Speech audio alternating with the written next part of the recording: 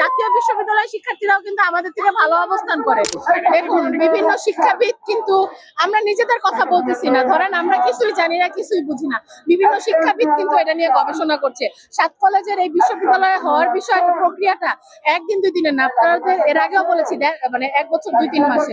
তো শিক্ষাবিদরা আলাপ আলোচনা করেছে, ইন্টারন্যাশনালি ন্যাশনালি এই জিনিসটা গবেষণা করা হয়েছে, রিসার্চ করা হয়েছে। তার মাধ্যমে তারা একটা জিনিস আমাদের সামনে অধ্যাদেশের যে খসড়া সেখানে ফুটিয়ে তুলেছে।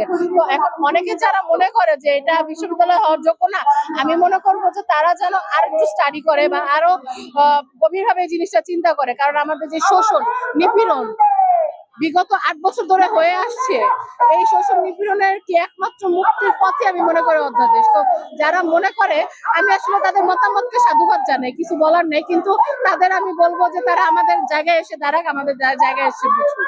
আমরা পার্থক্য কি, মানে মানুষের মেধাও কি পার্থক্য করা যায় কিনা সেটা আমি বলতে চাচ্ছি না, কিন্তু হ্যাঁ আমি বলবো যে তারাও শিক্ষার্থী, আমরাও শিক্ষার্থী, তারাও শিখছে, আমরাও শিখছি, তারাও মানে পড়াশোনা করছে, আমরাও পড়াশোনা করছি, কিন্তু এখানে আমাদের পড়াশোনায় কিছু ঘাটতি রয়েছে।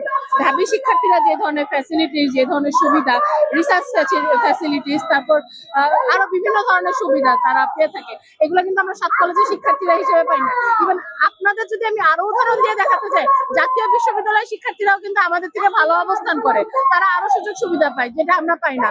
তো সেখানে ঢাকা বিশ্ববিদ্যালয়ের আন্ডারে যদি আমরা আছি, অধিভুক্ত এতদিন যখন ছিলাম, ততদিন আমাদের এই শোষণ, এই বঞ্চনা, এই নিপীড়ন সহ্য করা লেগেছে।